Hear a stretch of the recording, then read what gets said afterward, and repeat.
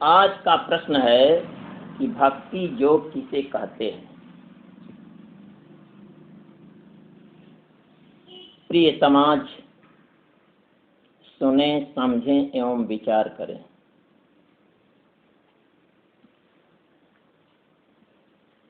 कि भक्ति योग किसे कहते हैं। श्रीमद् भागवत गीता के अनुसार भगवान कृष्ण से अर्जुन पूछते हैं कि प्रभु भक्ति योग किसे कहते हैं। एवं सतम युक्ता ए भक्ता स्वाम पर्युपास्ते ये चाप्यक्षर मव्यक्तम तेषाम के योग वित्तमा। यानी अर्जुन बोले कि हे प्रभु, आपकी उपासना करना सर्वश्रेष्ठ है, आपकी पूजा करना सर्वश्रेष्ठ है, या आपका ध्यान करना सर्वश्रेष्ठ है कि आत्मज्ञानी का। इन दोनों में किसकी उपासना करना सर्वश्रेष्ठ है, उसको कहिए। श्री भगवान बोले कि माया से रहित जो मन को जीते हुए सदा उसी युक्ति में लगे रहने वाले ज्ञानी हैं, उन्हीं की उपासना करना सर्वश्रेष्ठ है। उनके द्वारा बताई गई भजन, उनका ध्यान, उनकी सेवा करना सर्वश्रेष्ठ है। यही हमारा भी मत है और यही सनातन तथा पुरातन भी है। जो पुरुष इंद्रियों के समुदाय को भली प्रकार बस में करके अपना संकल्प विकल्प नाश किया हो तथा अपने द्वैत भाव को मिटाकर अविद्या के पार विद्या को भी पार किया हो और सभी प्राणियों को एक समान समझता हो। इतना ही नहीं, जो तत्वदर्शी महापुरुष में अचल श्रद्धा के साथ चल नहीं, अचल श्रद्धा के साथ अपने स्वरूप का पहचान किया हो, उसी ब्रह्मज्ञानी की उपासना करना, ध्यान करना तथा सेवा करना अच्छा है। जिस महापुरुष का ऐसा स्वभाव होता है, वही महापुरुष उड़ जाए। जीव के पाप पुण्य को लेते हैं और जो माया के फेर में फंसे हुए हैं, उनकी उपासना से और दुख बढ़ता जाता है। इसलिए सर्व कर्मों में आसक्ति को छोड़कर और सबसे बैर रहित होकर जो जीव अनन्य भाव से तत्वज्ञानी को भजते हैं, उन पर मैं बहुत प्रसन्न रहता हूं। जो लोग अपरा से परे यानी अविद्या से परे विद्या के एकमात्र ठिकाना तत्वदर्शी महापुरुष का ध्यान भजन करने वाले हैं और अपना सर्व कर्म उस महापुरुष पर समर्पण किए हैं, उनका संकट बहुत जल्दी दूर हो जाता है।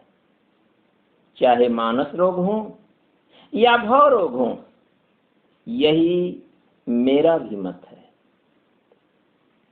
क्या कि चारों तरफ से ख्याल न करते हुए, चारों तरफ का ख्याल न करते हुए खूब अच्छी तरह से मन बुद्धि समेत ब्रह्मज्ञानी में सूरत लगाओ। ब्रह्मज्ञानी में सूरत लगाने से सर्व कार्य की सिद्धि अपने आप हो जाती है। यदि हरदम तत्वज्ञानी में सूरत न लगे या ध्यान में न आवे, तो नाम के भजन का अभ्यास करके ख्याल करोगे तो इस युक्ति से सब काम बन जाएगा।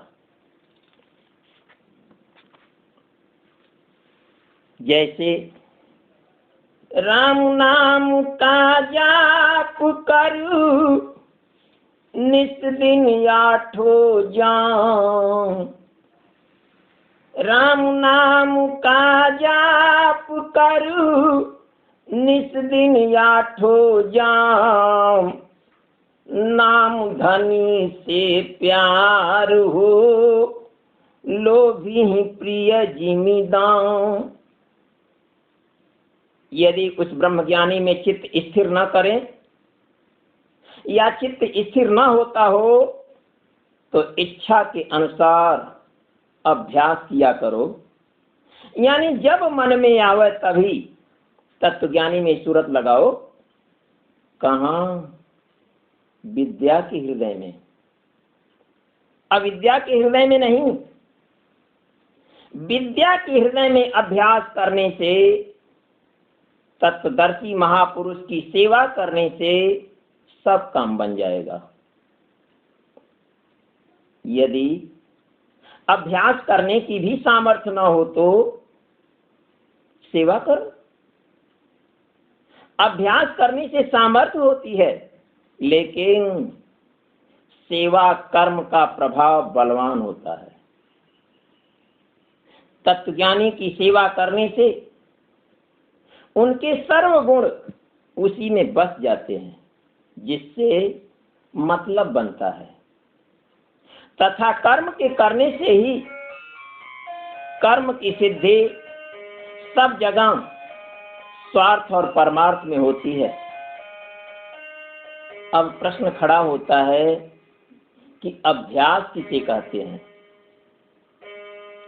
अभ्यास एक चीज को एक जगह घुसाना, यानी ख्याल करना, अर्थात सूरत को मूरत में लगाना, यानी सतगुरु में सूरत लगाना, इसी को अभ्यास कहते हैं।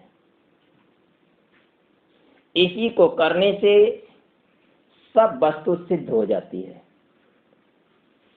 जो चाहो सो फल लो, तुरंत उठ जा, तत्काल निर्णय है। यह नहीं कि कर्म करते चलो फल बाद में मिलेगा। यह कर्म उधार नहीं है, इसका फल तुरंत है। जो श्रद्धा विश्वास से हो जाए तब। यदि इसे करने में भी तुम असमर्थ हो तो संपूर्ण कर्मों के फल का त्याग कर तत्वज्ञानी के ऊपर जैसा भाव करके कर्म करोगे तो वैसा ही फल मिलेगा। लेकिन निष्काम कर्म करने से ज्ञान भक्ति और सकाम कर्म करने से सिद्धि मिलती है। इसमें किसी प्रकार का संशय नहीं है। चित्त की चंचलता को रोकने से बढ़कर ज्ञान मार्ग है, और ज्ञान मार्ग से बढ़कर ध्यान है। क्यों? इसलिए कि ध्यान में इष्ट रहता ही है, और ध्यान से बढ़कर त्याग है। तथा सबसे श्रेष्ठ यही है कि जो समर्पण भाव से श्रद्धा सहित अपने हृदय में तत्वदर्शी पुरुष का ध्यान करके सेवा करता है तो उसके योग क्षेम का वहन उसका इष्ट स्वयं करता है। और निष्काम कर्म करने वाले को भक्ति तथा तत्वज्ञान और सकाम कर्म करने वाले को सिद्धि मिलती है। इसका फल तुरंत है, करके देख ले कोई। कैसे? नाम धनी का ध्यान करू कहते संत सुजान, नाम धनी का ध्यान कर, कहते संत सुजान, दासन दास बिनु मानुष, निश्चय पशु समान। जो प्राणी सबसे द्वेष भाव से रहित, स्वार्थ रहित, सबका प्रेमी, सर्व जीवों का हित करने वाला, करुणा के समेत, भय रहित, अहंकार रहित हो, सुख दुख को भी बराबर जानने वाला हो, प्रतिदिन संतुष्ट रहता हो, क्षमावान हो, मन तथा इंद्रियों को अपने बस में किया हो, उसी जोगी की मेधा बुद्धि है।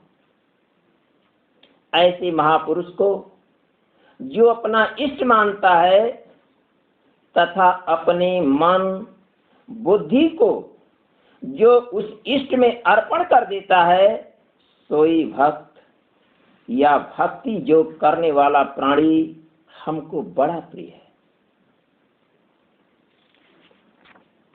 जो लोग इस नश्वर संसार में, इस नश्वर जगत में संत सद्गुरु से उपदेश लेकर अभ्यास करते हैं, सो वह द्विज हैं। उनसे किसी भी जीव को उद्वेग अर्थात क्षोभ प्राप्त नहीं होता है और न उनको किसी से क्षोभ प्राप्त होता है। इस धरातल पर उनकी प्रतिष्ठा और जय होती है। वे हर्ष, भय, द्वेष, दोष, द्वैत और समस्त विकारों से मुक्त हैं। चारों तरफ से मन को मोड़कर एक पर लगे हुए हैं। ऐसे भक्त को तत्व ज्ञान नहीं है तो भी वह हमको बहुत प्रिय है। भक्ति मार्ग पर चलने वाले साधकों के लिए यह श्लोक बड़ा ही प्रभावकारक है। इस साधक को इस ढंग से रहना चाहिए कि उनके द्वारा किसी को ठेस न पहुंचे। इतना तो साधक कर ही सकता है, किंतु संसारी लोग इस आचरण से नहीं चल पाएंगे। वे तो अपने मुख से आग ही उगलेंगे, किंतु साधक को सावधान रहना चाहिए कि उनके द्वारा किए गए प्रहार से भी अपने हृदय में उथल पुथल न हो, यानी अपने रास्ते से न भटके। कैसे? जस्मानो द्विजते लोको लोकान द्विजते च यः, हर्षामर्ष भयो द्वेग मुक्तो यह स च मे प्रियः। यानी इस विषय में कबीरदास जी कहते हैं कि यावत गाली एक है उलटत होत अनेक, आवत गाली एक है उलटत होत अनेक, कहें कबीर नहीं उलटिए वही एक की एक। गाली से सब उपजे कलह क्रोध अरुमीच, गाली से सब उपजे कलह क्रोध अरुमीच, हार चले सो संत है लाग मरे सो नीच, कोटि कर्म करता रहे कोटि कर्म करता रहे एक अहम की लार, कोटि कर्म करता रहे एक अहम की लार, नाम धनी जी सब गया जब आया अहंकार। यानी जो पुरुष इच्छाओं से रहित, बाहर भीतर से पवित्र, सबसे उदासीन, दक्ष अर्थात आराधना का विशेषज्ञ है और सर्व तरह से आरंभों का त्यागी है, निर्भय तथा सर्वगुण भक्ति पर दृढ़ नेम से रहने वाला है, वह प्राणी हमको महाप्रिय है। जो दुखकारक वस्तु पाकर के दुखी नहीं होता, न सुखकारक वस्तु पाकर हर्षित होता है और न किसी से द्वेष रखता है, न किसी वस्तु का वियोग होने पर शोक ही करता है, शुभाशुभ का विचार भी नहीं करता है, तथा जो वस्तु अपने पास नहीं है उसकी कामना भी नहीं करता है, ऐसा भक्त हमको बड़ा प्रिय है। जैसा कि परमार्थ गीता में विवेचन किया गया है, यो न हृष्यति न द्वेष्टि न सोचती न कांक्षति, शुभाशुभ परित्यागी भक्ति मान्या स्व में प्रिय।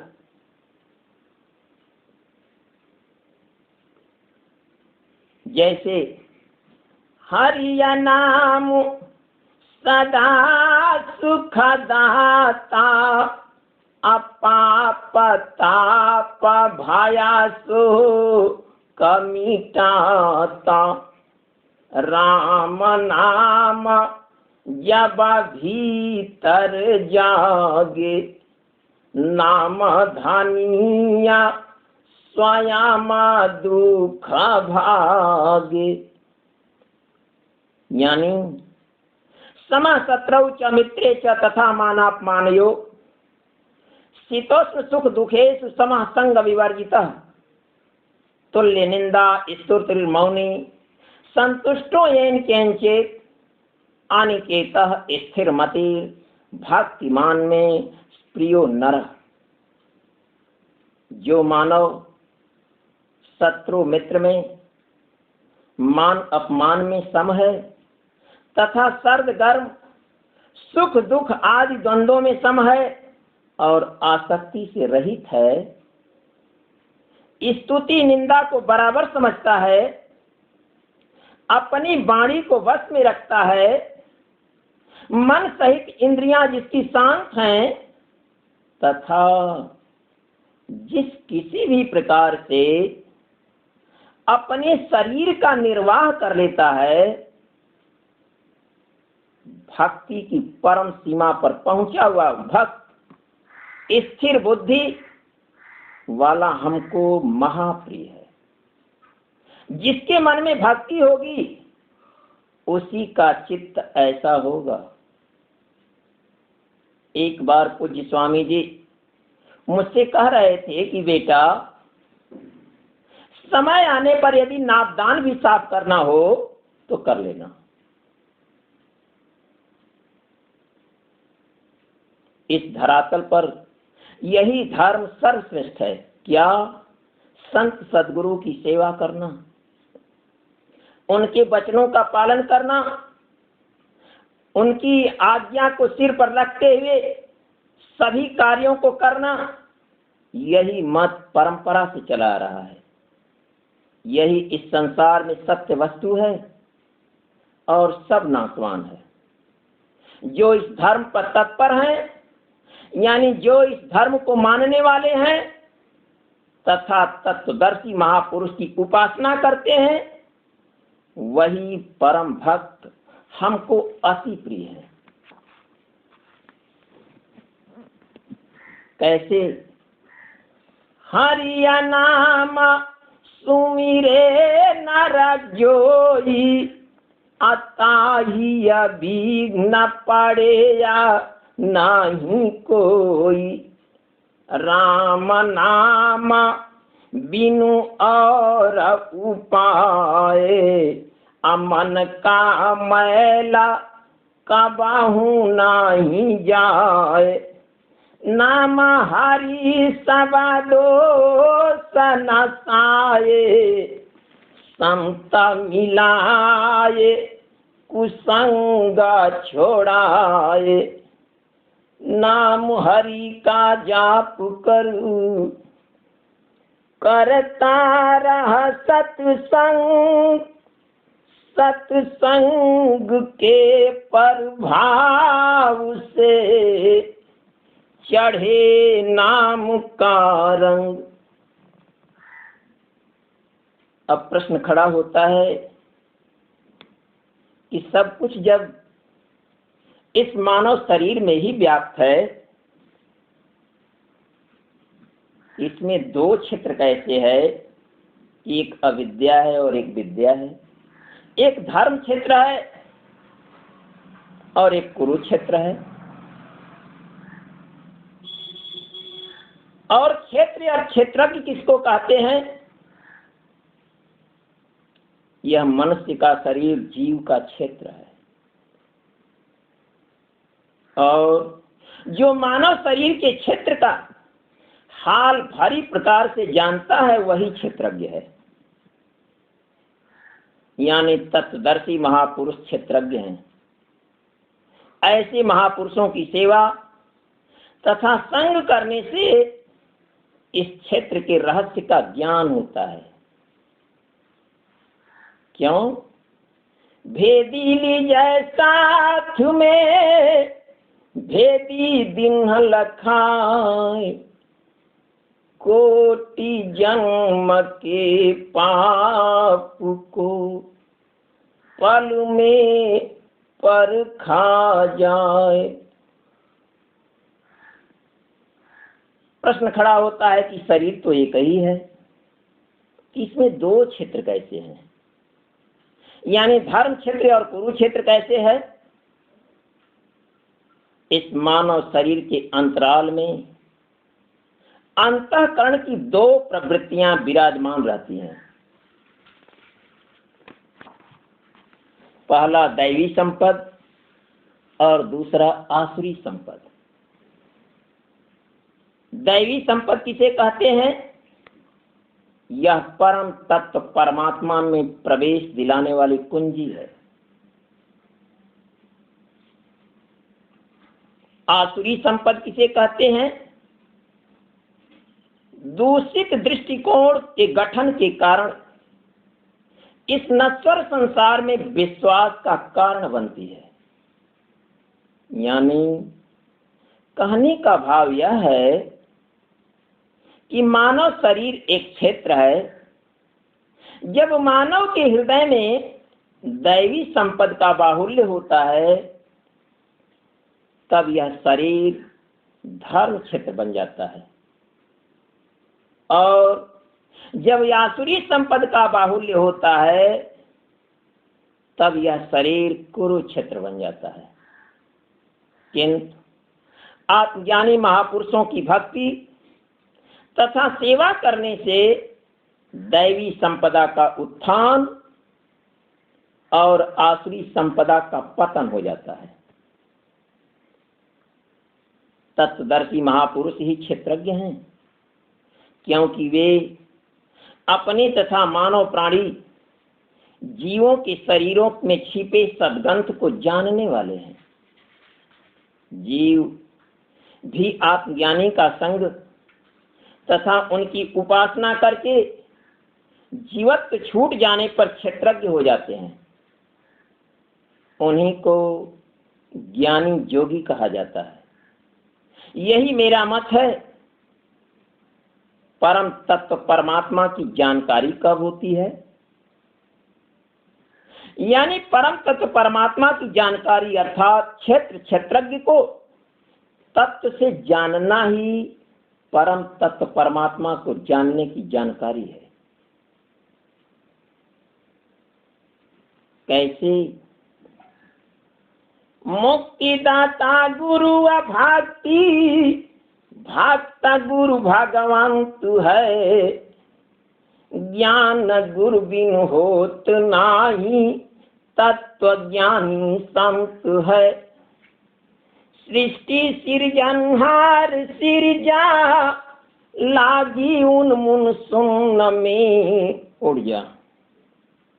एक से दो करके हिंसा, एक से दो करके हिस्सा पर्दे अंदर कंत है, दो तरफ दोनों मिला के कर दिया गुरु चार है। तत्व तत्तः वेद आया गूढ़ भेद बेअंत है, ब्रह्मा विष्णु शिव शंकर गुरुमूर्ति का ध्यान कर। ब्रह्मा विष्णु शिव शंकर गुरुमूर्ति का ध्यान कर। तूरी पद को हे रथा क्यों हार खाए रहंत है, सूर्य सुरमुनि सिद्ध ऋषिवर अवधे मुख 84 में। सोई दासम दास गुरु भगतन के संग भर मंत है। इस धरातल पर तत्वदर्शी महापुरुष क्षेत्रज्ञ हैं और सब जीव क्षेत्र हैं। जिसकी संगत से क्षेत्रज्ञ हुआ सो भी शरीर रूप ही है, और क्षेत्र जो है वह भी शरीर रूप है। दोनों की जात एक है और इनका जैसा प्रभाव है सो सुनो।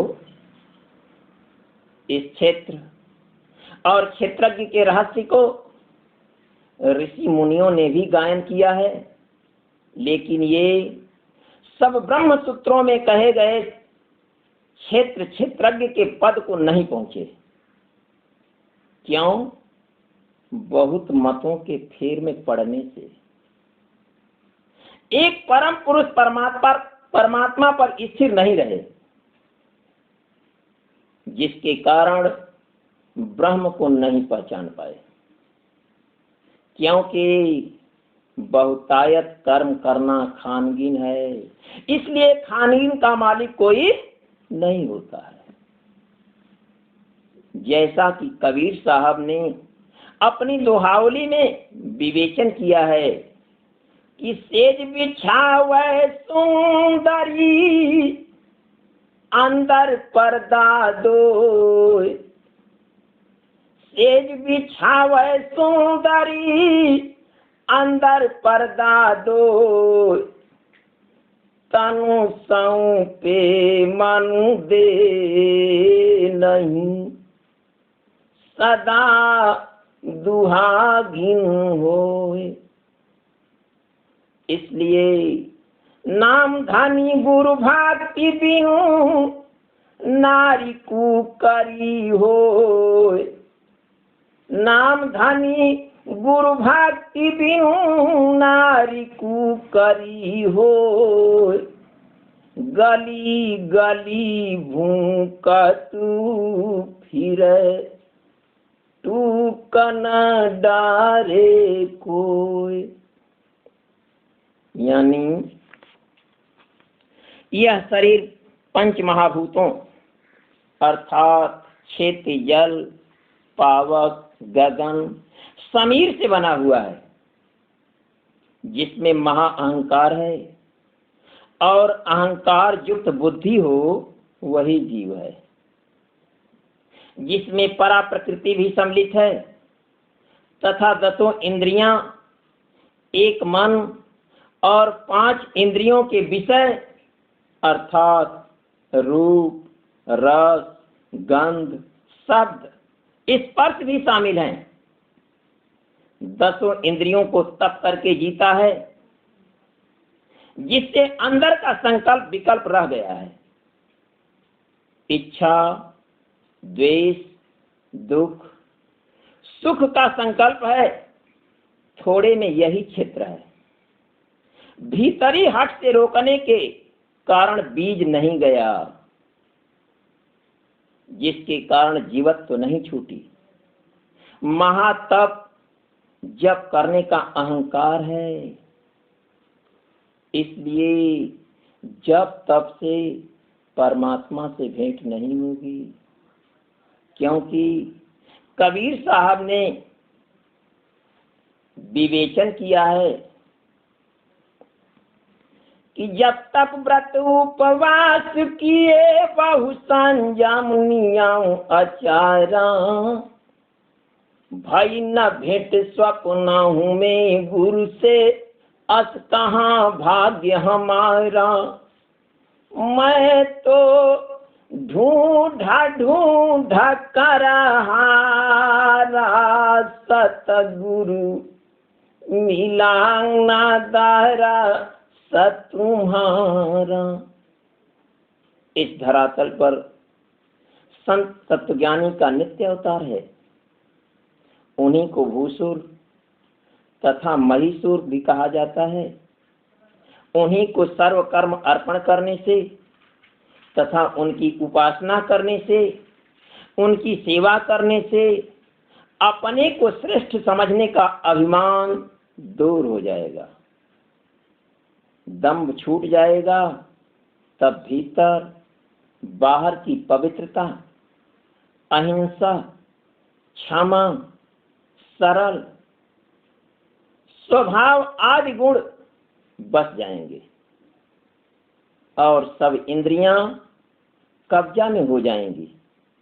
जो दृढ़ विश्वास के साथ तत्वदर्शी महापुरुष को अपना इष्ट जानता तथा मानता है, वह आत्मा को जान जाता है।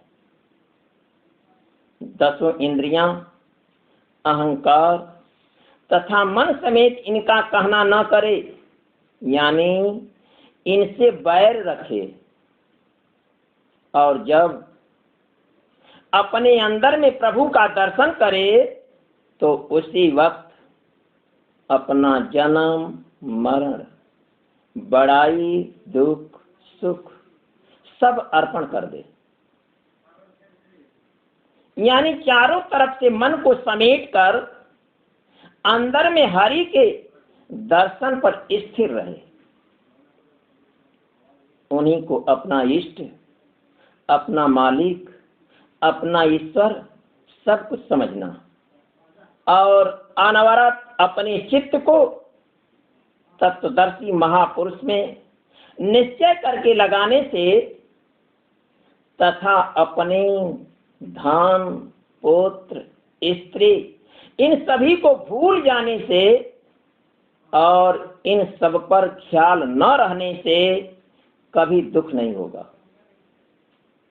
और संसार में सर्वत्र जय होगी।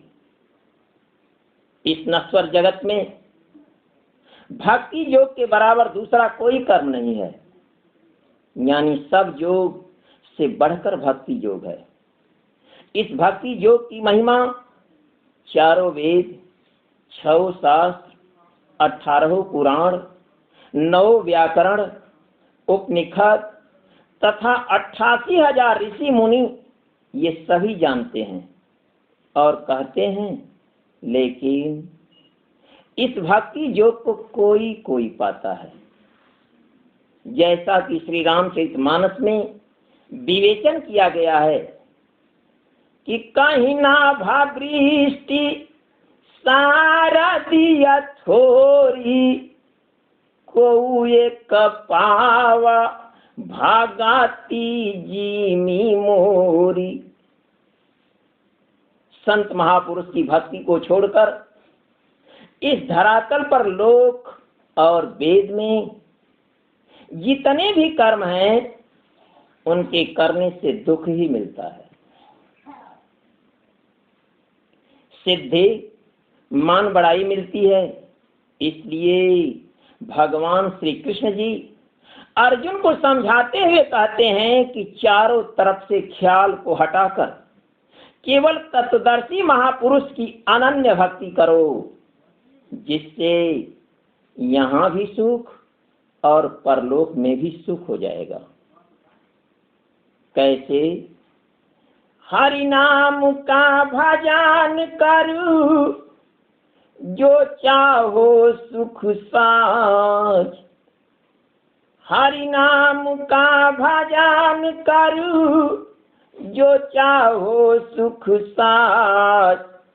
नाम धनी धन के बिना ज्यों सपने में राज, दासन दास के संग बिन, दासन दास के संग बिन, कहते संत सुजान,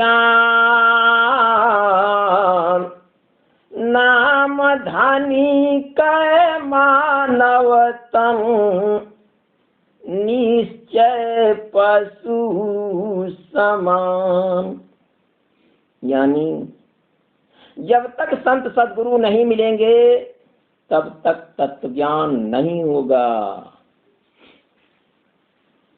जब सद्गुरु से भेंट हो जाएगी तब वे लखाए देंगे, जिससे अंदर में तत्व का दर्शन होगा। नहीं तो कितना हो ज्ञानी बनो, यह ज्ञान अज्ञान है।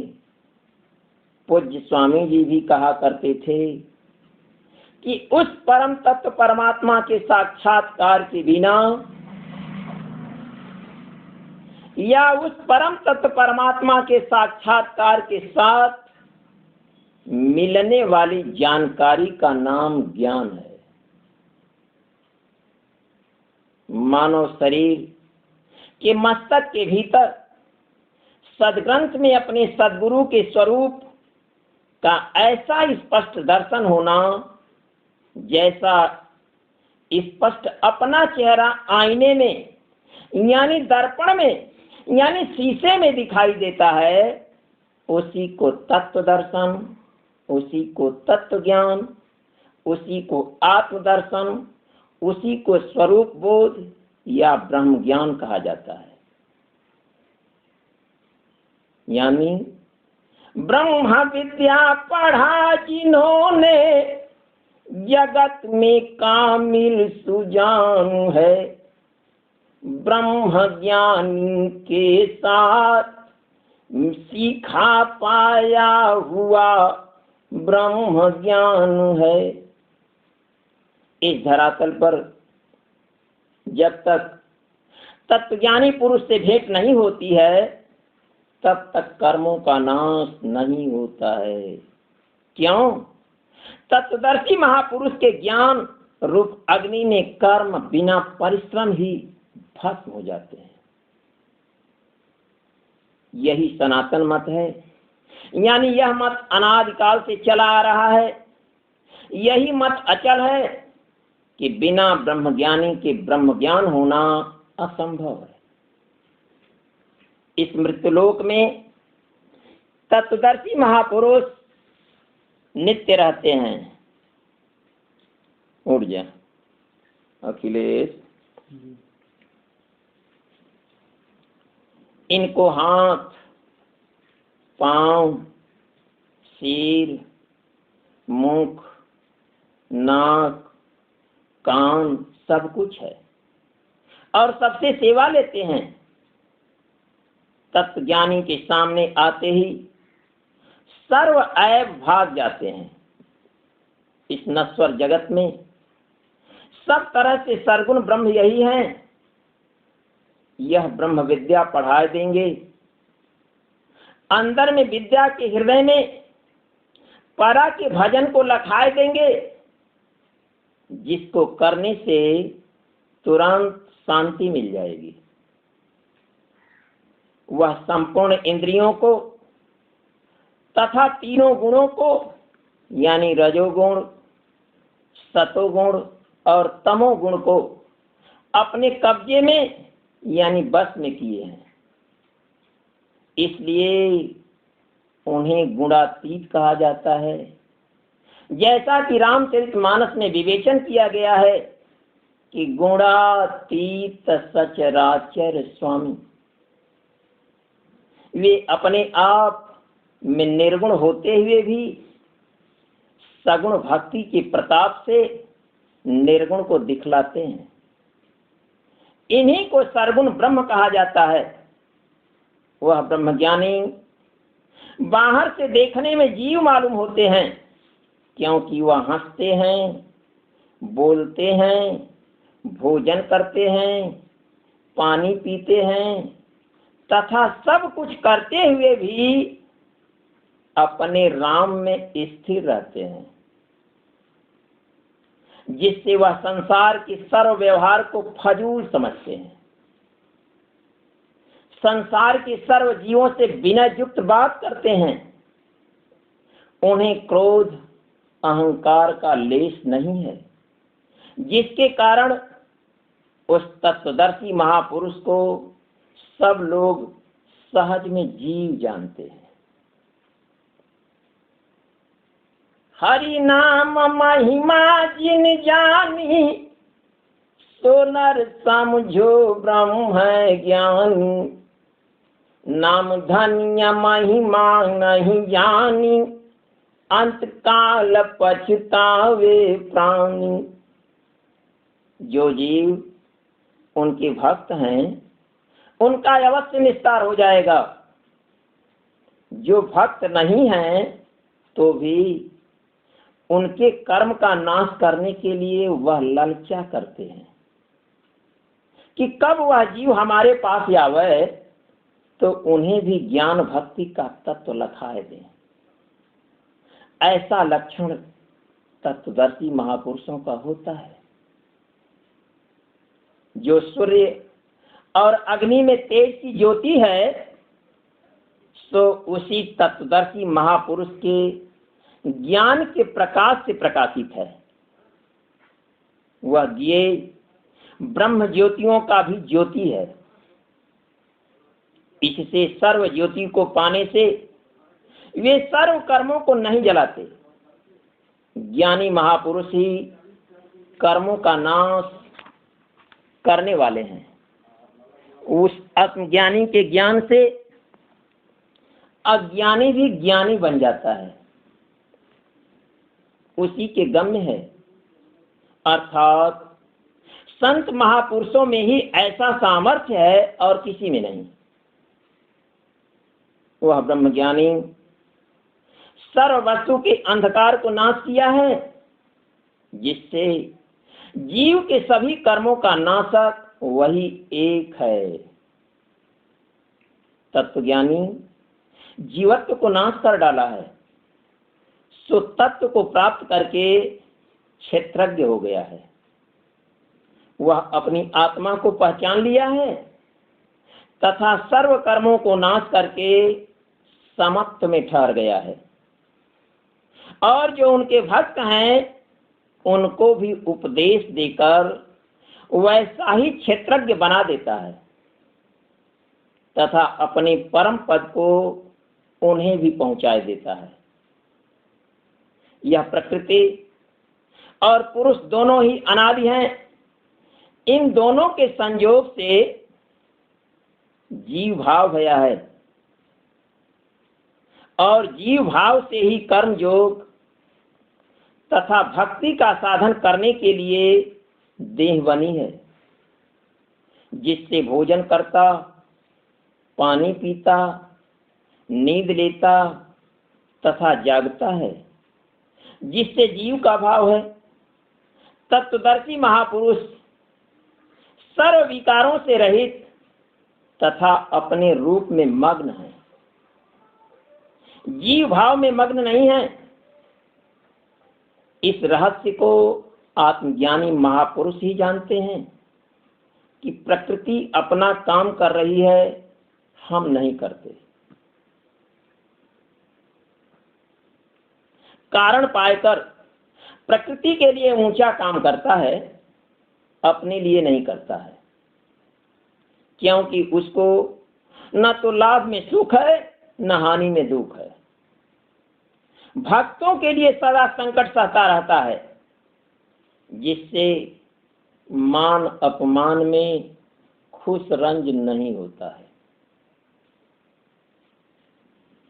एक बार एक महात्मा एक गांव में प्रवचन करने के लिए गए थे,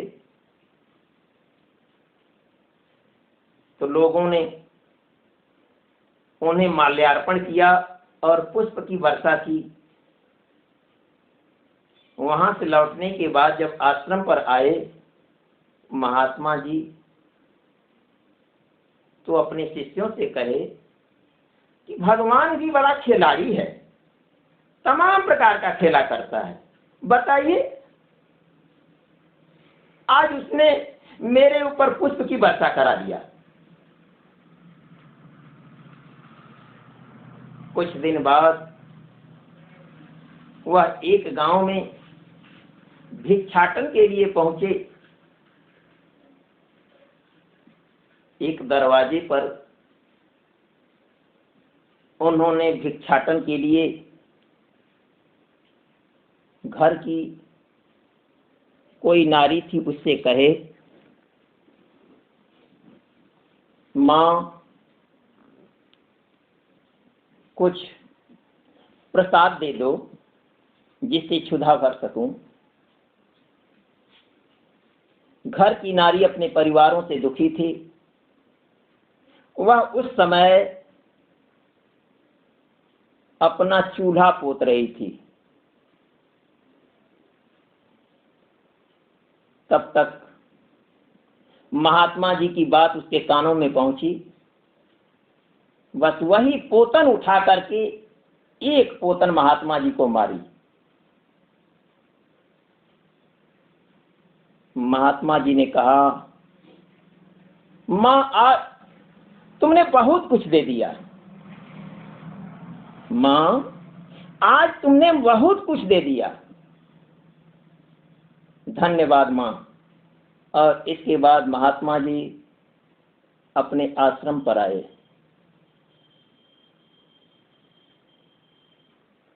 अपने शिष्यों से कहे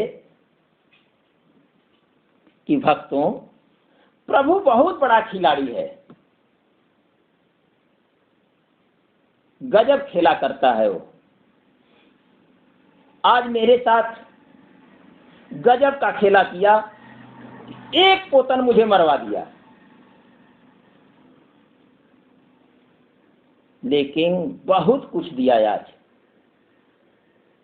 भक्तों ने कहा, क्या? कहा इस पोतन को निरमा लाओ, साफ करो। साफ कर दिए सब। जब सूख गया तब कहे कि बेटा इसे छोटा छोटा काट करके बत्ती बना दो, जो शाम को दीपक जलाने के काम में आएगा। इसलिए महात्मा सुख दुख में रंज नहीं होते हैं, न खुश होते हैं।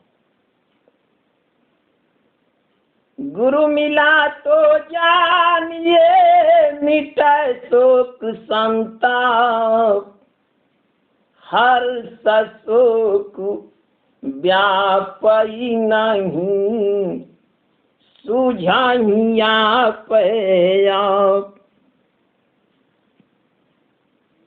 तत्वज्ञानी जीवत्व को नाश कर डाला है, सो तत्व को प्राप्त करके क्षेत्रज्ञ हो गया है।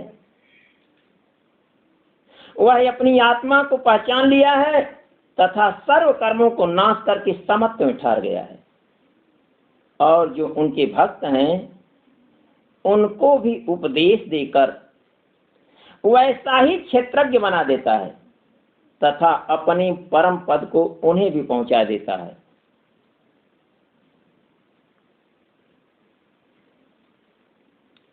प्रकृति में स्थित रहने वाला पुरुष प्रकृति से उत्पन्न त्रिगुणात्मक पदार्थों को भोगता है और इन गुणों का संग ही जीवात्मा को अच्छी बुरी योनियों में जन्म लेने का कारण है। लेकिन जब जान जाता है कि मैं शरीर, मन, बुद्धि, अहंकार नहीं हूं, इनका साथ जय दिन है तय दिन तक इनका संग है, इनका संग छूट जाने पर अपने आप तत्व में विलय हो जाता है, यानी आवागमन से रहित हो जाता है।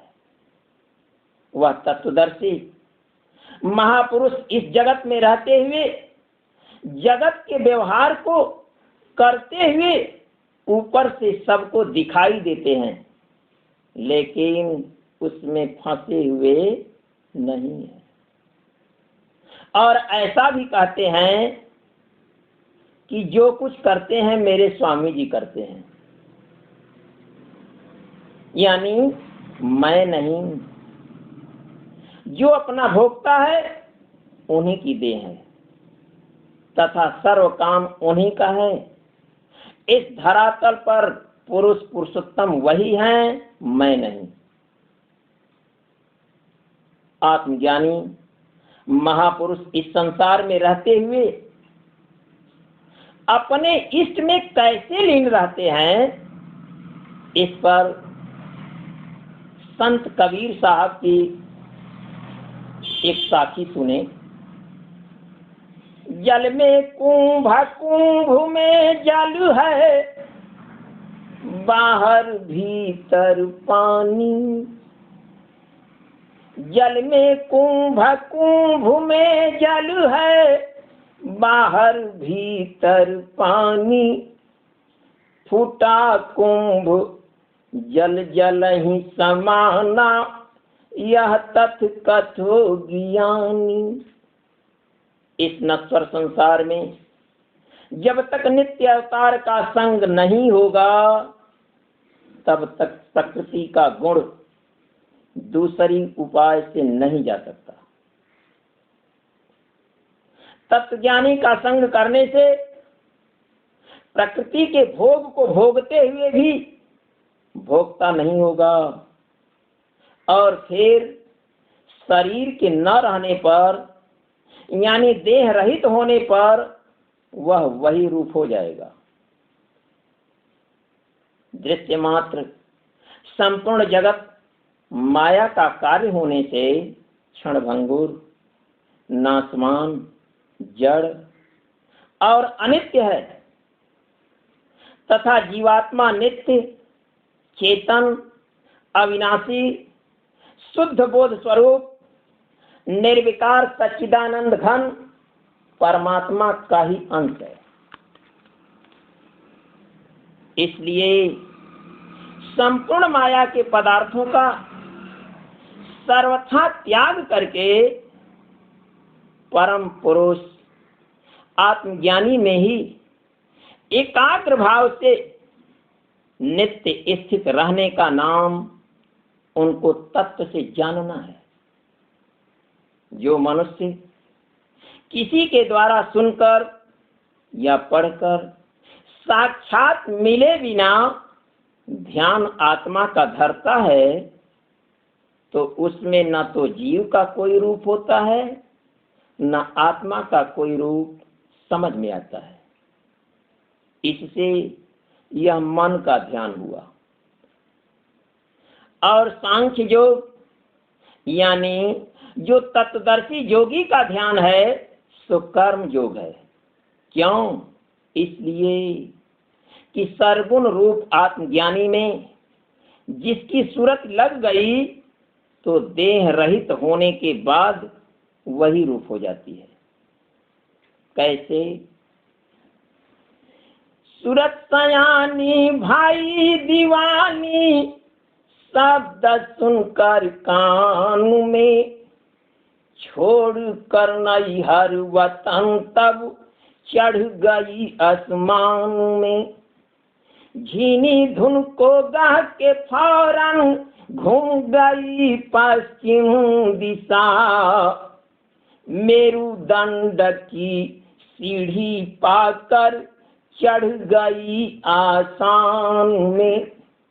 जगमगाती ज्योति जगमग मन को हरती खींच कर, बिजली चमके गरजे बादल बरसे अमृत ध्यान में। धुन सुनाई देत अनहद बाजे रिलमिल बजने का, चाहक रहे हैं हम सयगणित हंसमुखी स्थान में। चुन चुन कलियां से बिछाई ज्योति स्वरूपी महाल में। स्वामी दासन दास को पहचानी अपने जान में। अर्थात अस्थावर जंगम यानी स्थिर बैठे हुए या चलते फिरते तत्वदर्शी महापुरुष से किसी का संग हो जाने पर प्रकृति जीव सर्व वही रूप हो जाते हैं, इसमें संशय नहीं है। जैसे अग्नि में ईंधन डालने से अग्नि अपना रूप बना लेती है, ठीक यही हालत क्षेत्र और क्षेत्रज्ञ के संयोग की है। परमेश्वर वही है जो जगत की नाश होती हुई सब वस्तुओं में समभाव से समाये हुए अविनाशी परमात्मा को देखने वाला है। उन्हीं को आत्मज्ञानी, उन्हीं को तत्वज्ञानी, उन्हीं को ब्रह्मज्ञानी, उन्हीं को भूसुर, उन्हीं को महीसुर, उन्हीं को करतार, उन्हीं को रामेश्वर, उन्हीं को सच्चिदानंद, उन्हीं को रघुवीर, उन्हीं को रघुवर, उन्हीं को राम, उन्हीं को नरहरि, उन्हीं को नारायण तथा तत्वदर्शी संत सद्गुरु भी कहा जाता है। जो उनकी उपासना, ध्यान, सेवा करता है तो वह वही रूप हो जाता है। इसलिए जो जैसा भजन ध्यान करता है वह वैसा ही फल प्राप्त करता है। जो जगत की सर्व वस्तुओं में स्थित ईश्वर को देखता है वह किसी को दुख नहीं देता है या दुखी नहीं करता है। वह तत्वदर्शी महापुरुष ईश्वर हैं। उन्हीं का जस इस नश्वर संसार में छाया हुआ है और वे ही सर्व जीव को उपदेश देकर तारने लगते हैं। जो पुरुष या स्त्री को आत्मज्ञान होगा वह अपने मन को जीत लिया तथा उसका संकल्प विकल्प नाश हो गया और वह आवागमन से रहित हो गया। अंततो गत्वा हम विषय विस्तार न चाहते हुए पुष्पदंत की इस उक्ति को कहकर संतोष करते हैं कि गुरु जीवन के जीव शिव सुख मंगल राशि। गुरु जीवन के जीव शिव सुख मंगल राशि। गुरु ज्ञान के ज्ञान हृदय गुण कमल प्रकाशी। गुरु है सर्वस मूल स्थूल सब हरं विधाता। गुरु है सर्वस मूल स्थूल सब हरं विधाता। गुरु है नित्य स्वरूप अमल पावन पद दाता।